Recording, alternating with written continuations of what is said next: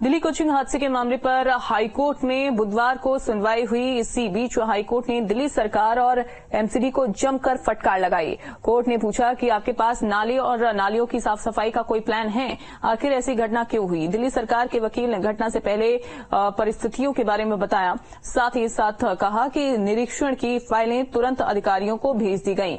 Delhi high court ने कहा कि इस मामले की जांच कौन इन्वेस्टिगेशन अधिकारी कर रहा है? ये चौंकाने वाली जांच है। आखिर इतना पानी कैसे आया?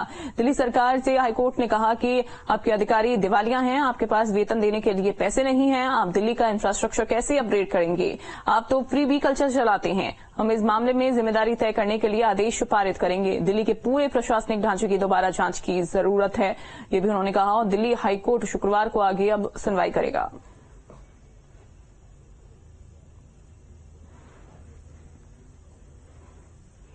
इसी दौरान दिल्ली के मंत्री आतिशी ने भी दिया बड़ा बयान। कोचिंग सेंटर को लेकर कानून बनाएगी दिल्ली सरकार, ये उन्होंने कहा। कानून बनाने के लिए एक कमेटी बनाई जाएगी। तो मंत्री आतिशी ने भी कहा कि कोचिंग सेंटर को लेकर कानून अब सरकार बनाएगी। वहीं एक कमेटी भी बनाई जाएगी, ये भी उन्होंने बताया। अवैध निर्माण को हटाया जाएगा। कोचिंग संस्थानों की फीस पर भी नियंत्रण होगा।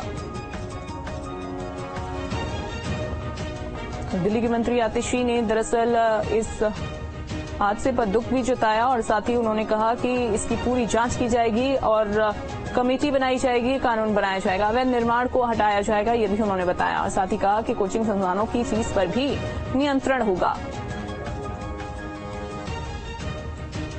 इस प्रकार से प्राइवेट स्कूल्स को एक कानून के तहत रेगुलेट किया जाता है, जिस प्रकार से प्राइवेट हॉस्पिटल्स को, नर्सिंग होम्स को एक कानून के द्वारा रेगुलेट किया जाता है, उनके इंफ्रास्ट्रक्चर की गाइडलाइंस बनती हैं, उनकी रेगुलर इंस्पेक्शंस होती हैं, उनको रिकग्निशन दी जाती है।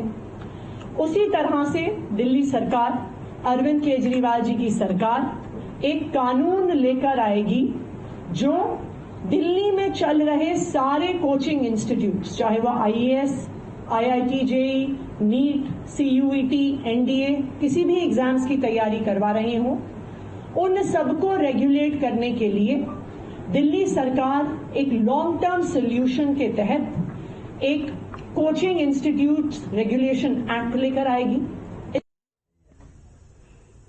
तेहरान पर मिसाइल हमले में मारा गया हमास चीफ देर रात